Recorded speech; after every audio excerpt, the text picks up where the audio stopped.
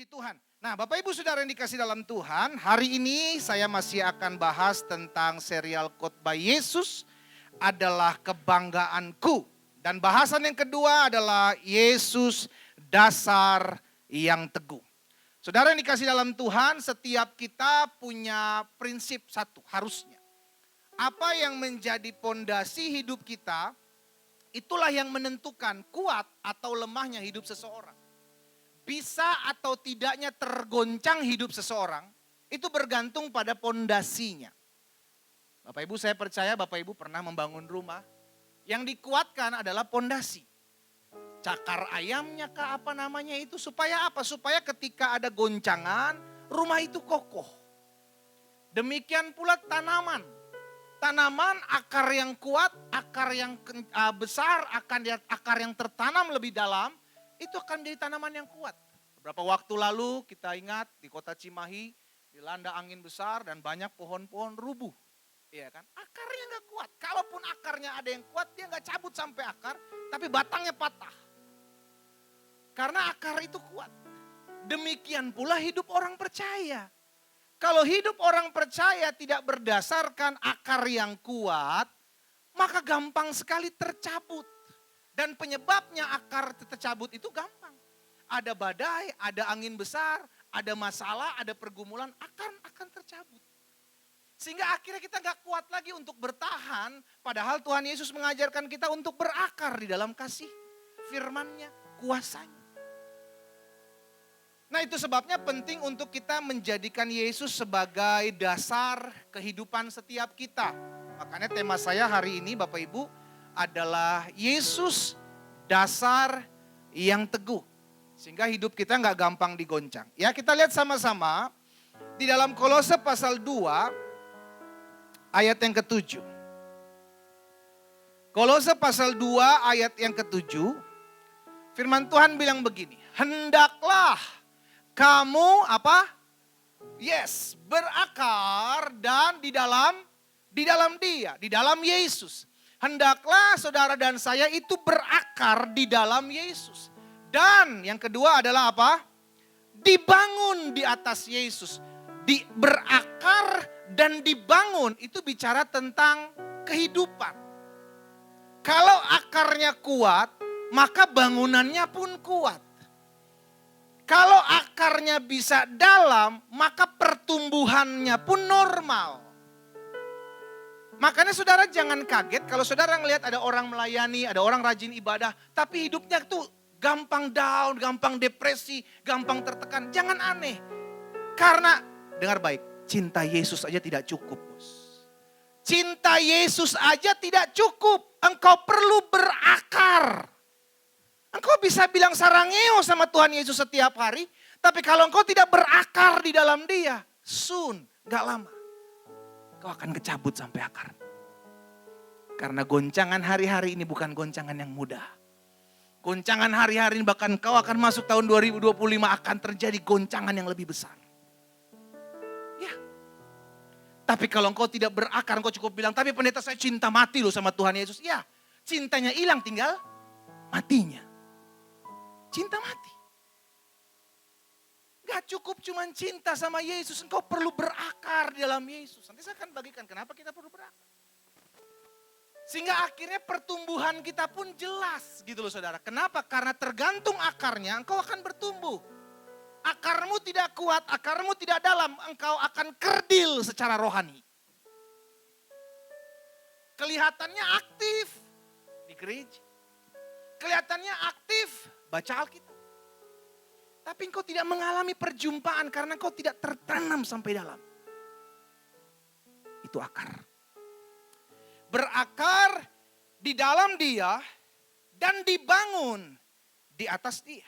Jadi saudara, dasar kekristenan, dengar baik ya. Ini yang sedang terjadi.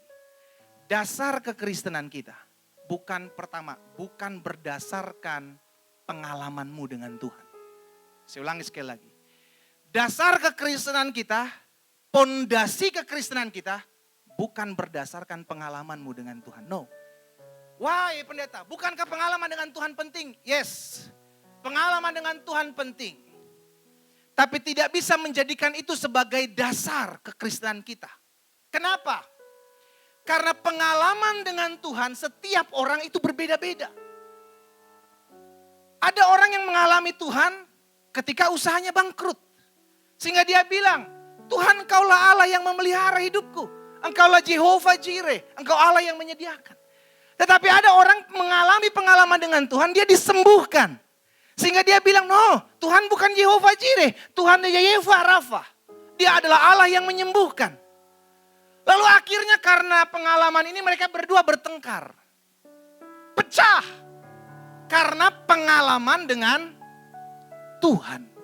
Sama-sama mengatakan, tetapi sama-sama mengatakan bukan, Tuhan saya itu bukan Tuhan kamu. Kenapa? Karena pengalaman saya dengan Tuhan beda dengan pengalaman kamu. Makanya saya ingatkan sekali lagi, dasar kekristenan bukan pengalaman kita dengan Tuhan, tetapi adalah Yesus itu sendiri. Pengalaman boleh berbeda-beda, tapi Yesusnya satu. Yesusnya sama. Yesus yang memberkati usahamu ketika usahamu goncang. Yesus yang sama yang memberikan kau kesehatan ketika kau sakit.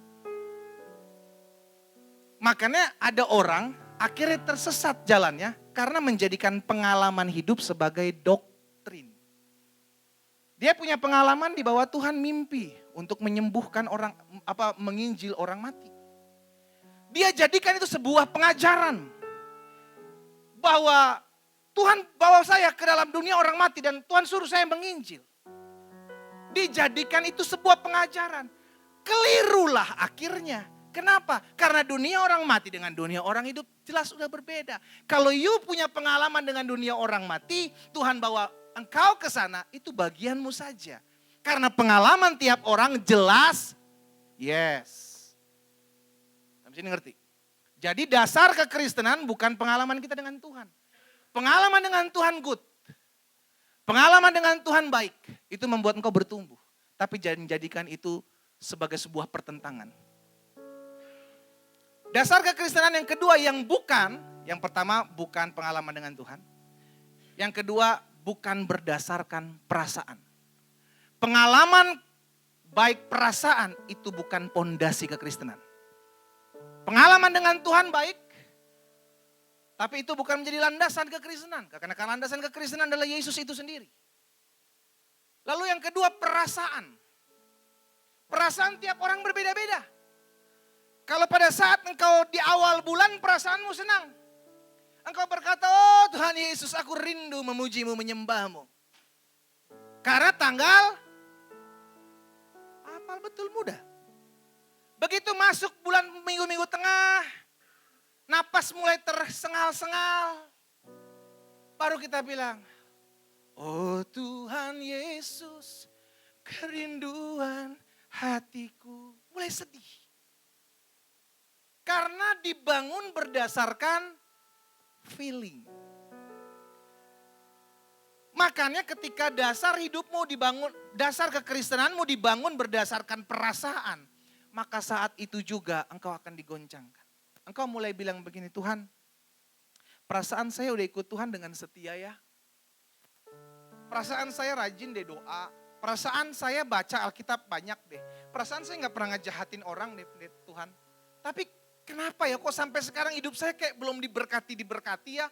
Tapi kenapa ya hidup saya sampai sekarang tuh kayaknya masih ada aja, banyak aja masalah. Engkau akan mulai goncang kekristenanmu dan kau mulai beralih. Karena apa? Karena kekristenanmu engkau bangun di atas perasaan.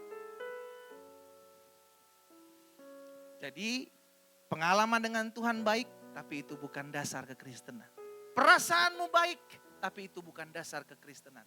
Demikian pula mimbar gereja, tata ibadah gereja, liturgi gereja, itu pun bukan dasar kekristenan. Karena kalau berdasarkan liturgi gereja, berdasarkan tata ibadah, berdasarkan mimbar gereja, maka orang Kristen berperang. Gereja saya yang dipakai Tuhan. Oh gereja kamu enggak, oh gereja saya yang dipakai Tuhan. Akhirnya ribut. Makanya dasar kekristenan itu cuma satu. Yaitu pribadi Yesus itu sendiri. Sehingga liturgi gereja boleh berbeda selama dia datang kepada Tuhan Yesus, dia anak Tuhan Yesus.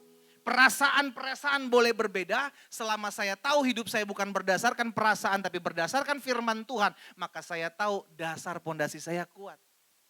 Selama saya tidak menjadikan pengalaman hidup saya dengan Tuhan sebagai pondasi, maka landasan hidup saya adalah Yesus itu sendiri, saya kuat.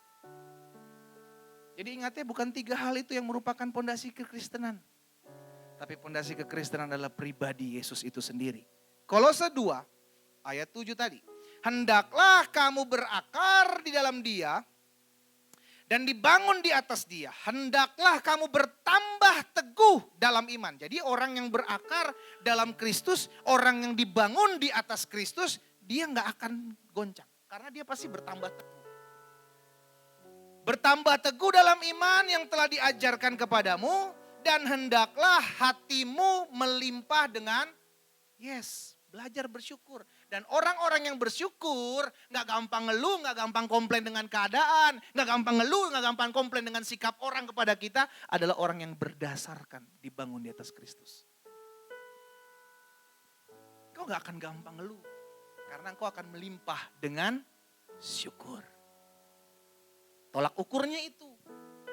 Hatimu akan dipenuhi syukur kalau engkau tertanam betul, berakar betul dalam Kristus. Bukan berdasarkan perasaan, bukan berdasarkan pengalaman dengan Tuhan. Yesaya pasal yang ke-28 ayat 16. Yesaya pasal 28 ayat 16 bilang begini. Sebab itu, beginilah firman Tuhan Allah. Sesungguhnya aku meletakkan sebagai apa? Sebagai dasar di Sion sebuah batu. Batu yang teruji, sebuah batu penjuru yang mahal, suatu dasar yang teguh. Perhatikan kata-kata selanjutnya. Siapa yang percaya tidak akan, orang yang percaya kepada batu penjuru, orang percaya kepada Yesus, hidupnya gak gampang gelisah. Orang tahu gak gelisah, tahu gak Bapak Ibu? Hah? Iya, bisa galau, bisa bentar-bentar khawatiran, bentar-bentar tertekan hidupnya, bentar-bentar depresi, bentar-bentar stres, bentar-bentar panik, bentar-bentar tertekan, semua gelisah gitu, gak tenang, makan salah, puasa apalagi gitu kan. Mau tidur gak bisa, mau bangun ngantuk, serba salah. Gelisah. Sama kayak saudara lagi cinta-cintanya, lagi bucin-bucinnya sama seseorang, diputusin, itu gelisah tuh. Ditinggalin, itu gelisah. Orang yang gak percaya kepada sang batu penjuru ini, orang yang gak percaya akan dasar hidupnya dalam Kristus, itu gampang gelisah. Saudara, beberapa hari ke depan, kurang lebih 22 hari, kita akan selesai 2024. Masuki 2025 ada yang tahu? Kalau saudara ngikutin omongannya, pengajarannya, khotbahnya Pendeta Daud Tony, paniklah hidupmu. Apa yang dia bilang? 2025 akan datang krisis yang besar. Akan datang masalah yang besar. Pendeta-pendeta, hamba-hamba Tuhan menyampaikan pesan daripada Tuhan. Pesan saya satu. Mereka dipakai Tuhan, tapi saudara juga bisa dipakai Tuhan. Karena Alkitab kita sama. Sama-sama bilang Alkitabnya saya sama. Selama Alkitabnya kita baca, kita tahu apa yang saya harus buat di tahun 2025. Gak peduli apa ngomong orang. Simple itu. Takut wajar, karena kita gak bisa ngeliat ke depan. Besok kita gak tahu seperti apa. Tapi yang terpenting adalah kalau sampai saya gelisah, berarti ada sesuatu yang gak beres dalam hidup saya tentang kepada pengenalan saya akan Tuhan. Karena kita bilang kalau siapa yang percaya tidak akan gelisah. Coba tadi lihat mana ayatnya. Siapa yang percaya kepada batu penjuru itu hidupnya tidak akan gelisah. Jadi ini Alkitab tuh udah kasih clue-nya, udah kasih jalan keluarnya. Engkau mau hidupmu tidak gampang stres, tidak gampang tertekan, tidak gelisah, mau percaya. Cuman satu orang yang ngomong amin. Cuman 3 orang yang ngomong amin. Saya nggak ngomong amin bukan nggak Pak. Saya lagi ragu sebenarnya. Saya kurang percaya sebenarnya Pak. Orang yang percaya nggak akan gelisah. Jadi nanti kita akan sampai di sana. Bapak Ibu saudara dikasih dalam Tuhan, cukup lu tertanam aja deh dalam firman. Berakar. Kita yang sampai saat ini settle nih ya, kita tahu nih usaha kita. Usaha saya, kerjaan saya sih nggak akan gampang goncangan pun harus hati-hati. Engkau yang takut juga, aduh saya mah gampang banget kena goncangan, ini belum digoncang, saya udah tergoncang otak. Apalagi tahun 2025 pun harus berjaga. Kenapa? Karena tetap kita masih injak bumi. Kita akan mengalami goncangan karena firman Tuhan bilang segala sesuatu di bawah kolong langit ini akan digoncang. Supaya terbit apa yang tidak tergoncangkan. Siapa itu? Orang yang percaya. Orang yang percaya ini tidak akan gampang gelisah. 1 Korintus pasal 3 ayat 11. 1 Korintus 3 ayat 11. Makanya pesan saya satu sebelum masuk 2025. Ayo belajar terus berakar dalam Tuhan. Karena apa? Karena engkau melatih. Sesuatu yang engkau latih engkau akan terbiasa melakukannya. Jangan nanti berat lakukan karena gak terbiasa. 1 Korintus 3 ayat 11 bilang begini. Karena tidak ada seorang pun yang dapat meletakkan dasar lain daripada dasar yang telah diletakkan. Yaitu siapa? Yesus itu sendiri. Gak ada yang bisa meletakkan dasar pondasi kehidupan. Mau itu kebanggaanmu, kekayaanmu. Engkau bilang engkau adalah orang yang pintar. Engkau tahu bahwa engkau punya banyak rekanan yang bisa engkau andalkan. Gak ada yang bisa firman Tuhan. Gak ada yang bisa meletakkan dasar yang lain. Yang sudah diletakkan. Yaitu Yesus Kristus. Jadi itu pondasi kita. Itulah dulu. Sehingga ketika tengahnya diancam, tengahnya digoncangkan, akarmu kuat, engkau akan tetap kokoh. Gak gampang digoncang. Gak ada yang bisa meletakkan dasar yang lain yang sudah diletakkan. Yaitu Yesus Kristus. Saudara, kalau tanaman menghasilkan buah, itu karena apa? Saya percaya itu bukan karena batang yang kuat. Karena sumber makanannya baik. Siapa yang mencari sumber makanan? Akar. Jadi pertanyaan selanjutnya, apakah akar itu terlihat di atas tanah? Ada beberapa yang terlihat, tapi kebanyakan tidak terlihat. Jadi sesuatu yang tampil di luar, itu berdasar dari apa yang tidak terlihat. Akar tidak terlihat. Tapi akar yang kuat mampu menjadikan batang pohon kokoh. Akar yang tidak terlihat mampu menghasilkan buah yang baik. Itu semua dimulai dari akar yang kuat. Akar yang sehat. Hidup kita pun seperti itu. Jangan fokus, waduh saya belum menghasilkan buah. Stop, fokuslah kepada akarmu untuk kuat. Kalau akarmu baik, otomatis engkau akan menghasilkan buah. Gak bisa enggak. Gak mungkin enggak. Kalau akarmu sehat, akarmu kuat, akarmu kokoh, buah akan keluar sendirinya. Itulah hidup. Tetapi sebaliknya, kalau engkau hanya merawat pohonnya, engkau hanya merawat daunnya, engkau hanya merawat batangnya, tanpa engkau memperhatikan akarnya, siap-siap tumbang. Karena akar, semua itu berdasar dari akar. Sama, hidup kekristenan pun seperti itu.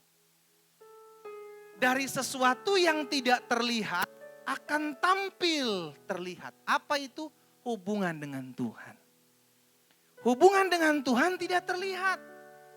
Hubungan saudara dengan Tuhan, hubungan saya dengan Tuhan itu enggak terlihat. Dengan kata lain, kita tidak bisa menjadikan tolak ukur, oh datang ibadah tiap minggu berarti hubungan seseorang itu baik dengan Tuhan. Belum tentu. Melayani Tuhan puluhan tahun, menjadikan seseorang hubungannya dengan Tuhan baik. Belum tentu. Karena hubungan dengan Tuhan itu nggak terlihat. Sama-sama bilang sama saya nggak terlihat. Justru yang tidak terlihat itulah, itu real hubunganmu dengan Tuhan. Kapan? Pada saat engkau ada di kamar, ketika tidak ada mata yang memandang, itulah hubunganmu dengan Tuhan. Karena bisa saja motivasinya nggak benar. Kalau engkau datang di hari Minggu, engkau melayani Tuhan, bisa jadi seperti itu. Dari hubungan yang baik dengan Tuhan akan menghasilkan sesuatu yang baik. Dari hubungan yang baik yang tidak terlihat, yaitu akar itu yang tidak terlihat, itu akan menghasilkan batang yang kuat dan buah yang lebat. Jadi bisa terlihat hubunganmu dengan Tuhan itu akan berdampak. Orang lain bisa merasakannya. Oh, ada perubahannya dalam hidup dia. Itu karena hubunganmu dengan Tuhan. Berbanding sebaliknya, tiap hari Minggu gereja. Kalau ditanya kemana? Persekutuan. Senin, Selasa kemana? Doa. Rabu kemana? Ibadah wanita. Kamis kemana? Ibadah pria. Lah, lu sebenarnya apa? Laki atau perempuan? Kok wanita ikut? Wanita pria. Oh enggak nih nganterin suami. Oh enggak nih nganterin istri. Oh ya masuk akal. Tapi kelakuan ribut, bertengkar terus. Lo mana yang tiap hari ibadah? Itu gak membuktikan hubungan seseorang dengan Tuhan baik.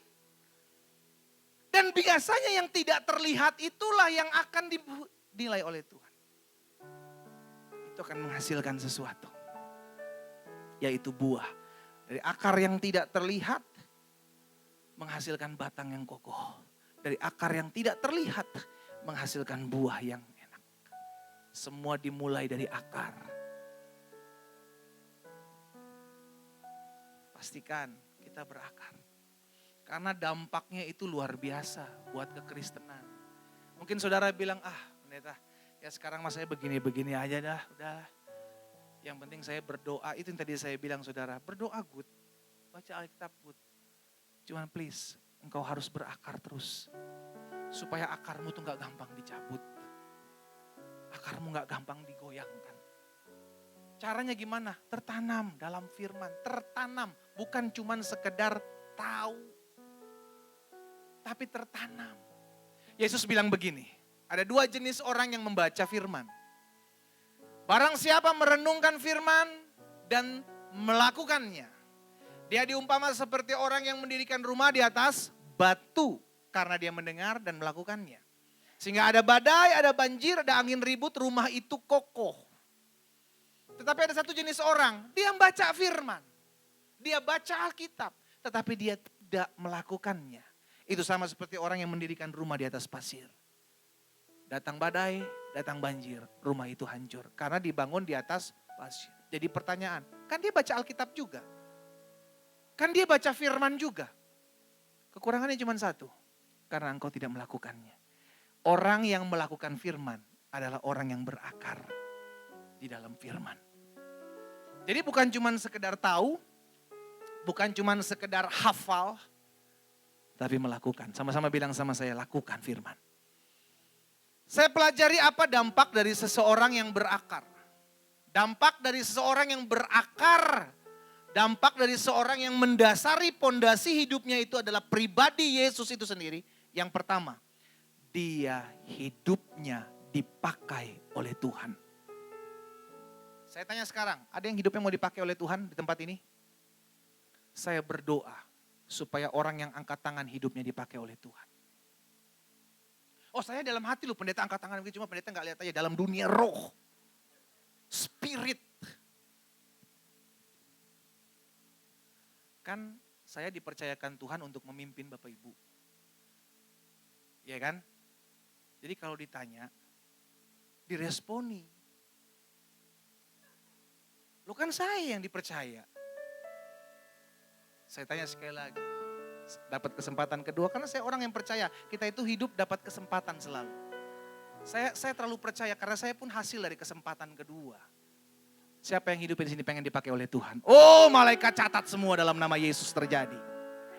Karena cuma ada dua. Hidup dipakai oleh Tuhan sama dipakai oleh setan. Kalau dipakai oleh setan tuh gak kelihatan, senyap. Makanya ada jemaat khusus namanya. Jemaat Intel. Jemaat Intel, tahu Bapak Ibu jemaat Intel? Jemaat yang sedang nyamar kerja tugas. Nanti datangnya cuma pada Paskah, Natal. Kamu kok gak datang-datang gereja? Saya kan bagian lapangan pendeta. Saya bagian yang mengintai, saya gak boleh kelihatan nama dunia orang banyak. Saya datang hanya pada saat Paskah, Natal, jemaat Intel namanya. Gak pernah ngantor jemaat itu. Jadi cuma datang pada saat hari-hari raya tertentu. Di sini enggak, jemaat ngantor semua di sini. Oh haleluya, kasih tepuk tangan yang meriah buat Tuhan. Gak ada di sini jemaatnya ya kan. Luar biasa, Tuhan baik. Jadi yang pertama saya pelajari Bapak Ibu, dampak dari seorang yang menjadikan Yesus sebagai dasar, sebagai pondasi dari kehidupannya, itu Tuhan akan pakai. Dan itu kerinduan kita. Contohnya, ada satu pribadi yang namanya Petrus. Petrus itu namanya dulu Simon. Kapan dia berubah menjadi Petrus? Ketika Yesus bilang sama dia, engkau Petrus. Kenapa sampai Yesus bilang kau Petrus? Karena ketika Yesus bilang sama murid-muridnya, menurut kalian aku ini siapa? Petruslah yang ngomong, engkaulah Mesias, anak Allah yang hidup. Yesus bilang bukan kau yang katakan, tapi Bapa yang menaruh di dalam hatimu. Mulai hari ini kau Petrus. Kita lihat dulu sama-sama perkataan Yesus kepada Petrus dan nanti dampaknya dalam kehidupan orang yang bernama Petrus. Matius 16 ayat 18. Matius pasal 16 ayat 18. Tuhan Yesus bilang begini sama Petrus. Dan aku pun berkata kepadamu, engkau adalah Petrus. Setiap orang dari tempat ini tuh bisa jadi Petrus. Bisa jadi batu karang. Petrus itu artinya batu karang Bapak Ibu. Petra, batu karang, batu besar. Setiap orang bisa jadi Petrus di tempat ini. Asalkan kau menyatakan diri Tuhan, aku percaya engkaulah Mesias, engkaulah anak Allah yang hidup. Saat itu hidupmu menjadi Petrus. Bukan penembak misterius, bukan, beda. Tapi menjadi batu karang. Batu karang, batu yang kuat. Yang ketika kena ombak, batu itu kokoh, gak goyang. Engkau adalah Mesias, kata Petrus kan. Maka Yesus bilang, aku pun berkata kepadamu, engkau adalah Petrus. Dan di atas batu karang ini, aku akan mendirikan jemaatku dan alam maut tidak akan menguasainya. Tuhan pakai Petrus untuk menjadi berkat bagi banyak orang. Makanya Petrus pakai istilah adalah soko guru. Petrus adalah guru bagi banyak orang, termasuk bagi kita. Dan ketika Petrus dipercayakan oleh Yesus untuk mendirikan jemaat Tuhan. Makanya Yesus kan bilang kan, di atas batu karang ini, di atas kehidupan Petrus, aku akan mendirikan jemaatku. Dimulai dari dia. Saudara tahu apa yang dikatakan Petrus kepada jemaat Tuhan? Kita lihat sama-sama dalam 1 Petrus pasal 2 ayat 5. 1 Petrus pasal 2 ayat 5 bilang begini. Dan biarlah kamu juga dipergunakan. Ketika Petrus menyadari saya dipakai Tuhan untuk menjadi guru bagi banyak orang, maka Petrus bilang kepada jemaat Tuhan, kamu harus dipakai. Makanya Petrus bilang, biarlah kamu juga dipergunakan sebagai batu hidup untuk pembangunan suatu rumah rohani. Jadi saudara dan saya itu mau dipakai Tuhan ketika kita menyadari bahwa saya adalah Petrus di zaman sekarang. Saya adalah batu karang. Karena apa? Karena saya mendasari hidup saya dengan dasar yang teguh, yaitu Yesus itu sendiri. Sehingga ketika saya kuat, maka saya bisa menguatkan orang lain untuk ikut Tuhan. Lalu bagaimana saya bisa menguatkan orang lain kalau hidup saya masih Senin Kemis? Udah gak kuat ngadepin hidup. Hampir-hampir mundur, hampir-hampir kecewa. Bagaimana saya bisa nguatin Tuhan? Nguatin orang lain. Saya pernah bilang kan, saya punya saudara. Biarin aja, biar dia dengar juga nih pas saya khotbah nih. Kalau dia buka. Dia diinjilin sama teman saya, rekan sepelayanan dari gereja kita juga. Saudara saya menginjili dia. Dia terima Yesus. Dia jadi pendeta sampai sekarang. Yang injilin justru pindah. Kecewa sama Tuhan karena masalah. Kan aneh. Karena hidupnya gak berakar. Cuman seneng-seneng aja. Makanya saya bilang nih ya, buat orang-orang muda kayak orang-orang tua, cinta Yesus gak cukup. Tertanamlah, berakarlah. Kalau orang berakar tuh minimal dicabut tuh susah. Minimal dicabut susah, jangan ya ampun cuma diginin doang, ya gugur langsung. Minimal tuh orang kalau mau cabut kita dari akar tuh kayaknya butuh tenaga, butuh effort juga gitu loh. Jangan baru bukan digini cuma gini. Kalau mau pester giran sih boleh begini tumbang ya kan, rebah. Ini cuma digini doang. Karena gak berakar. Akarnya gak kuat. Jadi saudara yang dikasih dalam Tuhan, Tuhan mau pakai hidup kita. Ketika Petrus dipakai Tuhan, maka Petrus bilang sama jemaat Tuhan, kamu pun juga harus dipakai Tuhan untuk pembangunan rumah rohani. Saya berdoa sehingga jemaat Tuhan di tempat ini, itu stop fokus kepada masalah. Kalau engkau hanya fokus kepada masalah, engkau lupa bahwa Yesus sudah berdiri di depan pintu. Ayo lakukan amanat agung Tuhan Yesus. Pergi, jadikanlah semua bangsa muridku. Minimal engkau bekerja, yuk kerja. Engkau berbisnis, ayo berbisnis. Engkau studi belajar di sekolah, ayo belajar. Tapi jangan lupa engkau juga harus kerjakan amanat agung Tuhan Yesus. Minimal kenalkan Yesus. Dimanapun kau ditempatkan Tuhan. Di dunia-duniamu. Kenalkan Yesus. Tapi saya nggak pandai berbicara. Jadilah pelaku firman. Orang akan melihat hidupmu dan percaya kepada Yesus. Karena kau nggak banyak baca Alkitab. Jadi nggak tahu firman. Kalaupun kau tahu firman, kau nggak pandai berbicara. Lakukan firman. Engkau nggak bisa melakukan firman. Kau nggak bisa baca Alkitab. Nggak bisa menginjili orang. Kan ada sosial media. Pakailah sosial media. Jangan cuma posting-posting yang gak jelas. Hari ini hatiku tersayat. Ya Tuhan Yesus. Hei, orang yang gak suka sama lu, ngeliat postingan lu akan ketawa. Orang yang suka sama lu pun akan pura-pura sedih. Itulah dunia medsos. Halo, pesan saya satu. Kalau gak bisa main medsos, gak usah main. Sama kayak Daud Tony aja, handphone itu aja terus jadul. Tapi sekarang dia udah mulai main, udah mulai beranjak. Itu aja. Kalaupun kita mau main medsos, ayo nguatin orang lah. Minimal tuh ada orang-orang yang terberkati ngeliat postingan saudara. Waduh, terima kasih ya postinganmu memberkati aku. Gak sengaja lewat. Gak sengaja kan Tuhan bisa pakai postingan-postingan kita. Iya dong. Iya. Sekarang tinggal kita mau gak dipergunakan kalau kata bahasa Petrus. Untuk pembangunan rumah rohani. Minimal.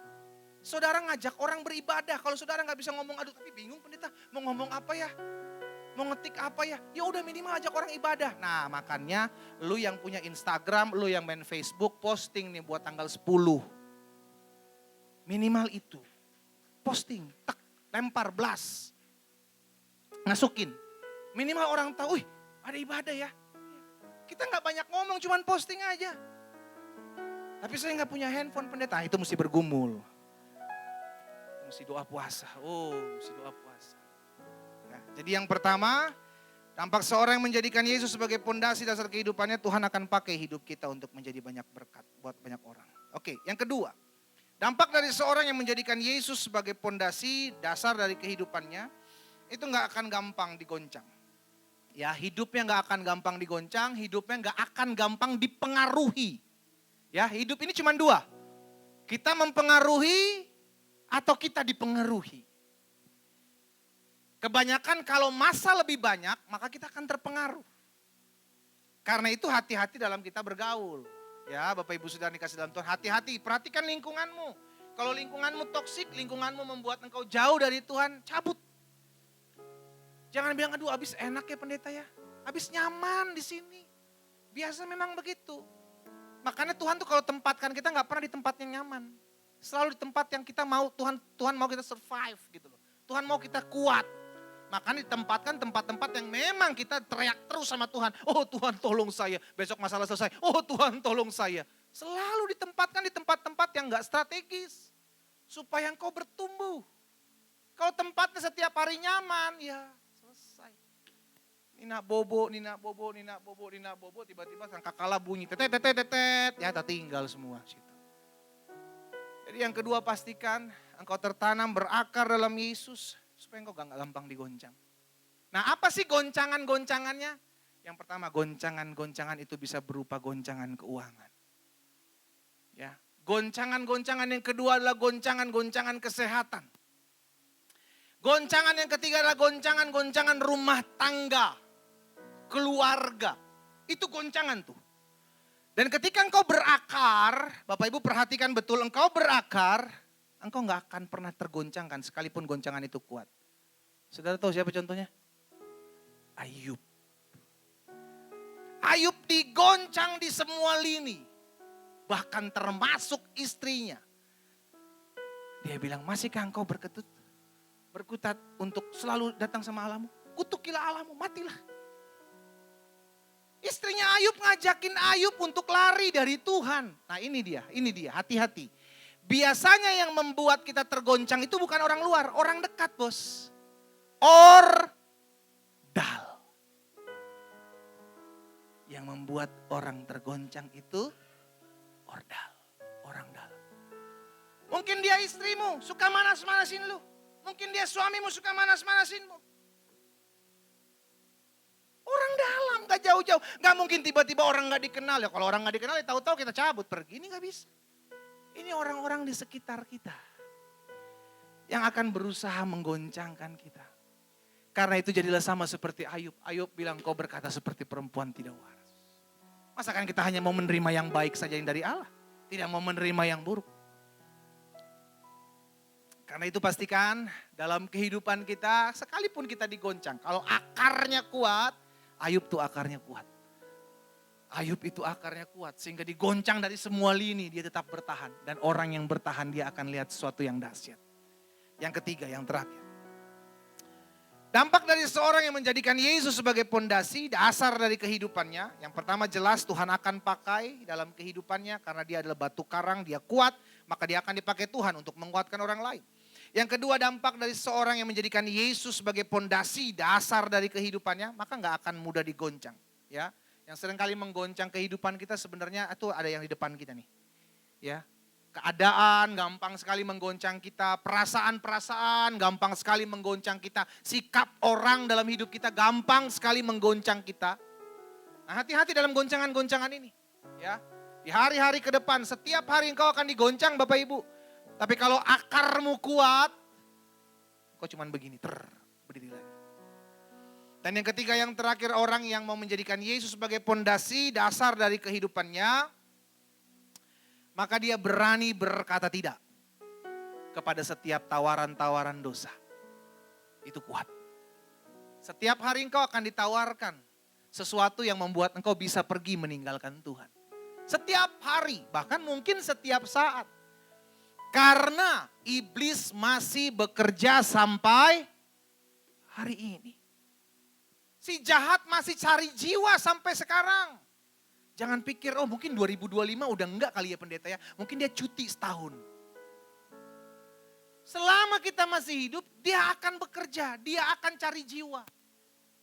Untuk menggoncang hidup anak-anak Tuhan di akhir-akhir zaman inilah justru dia akan semakin kerja keras.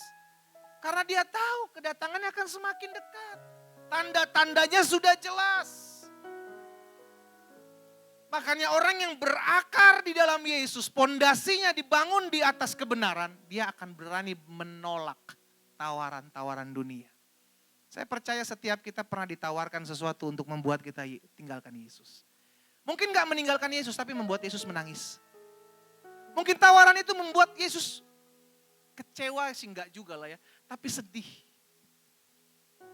Kok kamu bisa buat itu? Apakah kasihku kurang? Apa yang membuat Yesus menangis? Please, jangan lakukan. Apa yang membuat Yesus sedih melihat kelakuanmu, jangan lakukan. Berani berkata tidak. Engkau berkata tidak saat ini mungkin kau rugi secara dunia. Tapi di pemandangan mata Tuhan engkau bernilai. Engkau berkata tidak saat ini terhadap tawaran-tawaran yang membuat engkau jauh dari Tuhan. Mungkin kau merasa aku ditinggalkan banyak orang. Tetapi Tuhan tidak pernah meninggalkan kita. Karena itu pastikan yang diperlukan hari-hari ini adalah berakar. Yuk berakar, berakar, berakar. Tertanam, tertanam, tertanam. Caranya satu, renungkan firman Tuhan setiap hari. Engkau jadi tahu apa yang harus aku lakukan ketika aku diperhadapkan dengan keadaan ini. Aku jadi tahu apa yang harus aku lakukan sesuai dengan kebenaran firman Tuhan ketika keadaan ini menimpa hidupku. Aku tahu karena nanti firman itulah yang akan memerdekakan hidupmu, bukan manusia. 3 hal ini saya bagikan buat setiap kita. Bukan berdasarkan pengalamanmu dengan Tuhan, bukan berdasarkan perasaan-perasaanmu, bukan berdasarkan liturgi gereja, tata cara ibadah, tapi berdasarkan akar yang menancap kepada Yesus yang membuat engkau bertumbuh. Saya undang kita semua bangkit berdiri.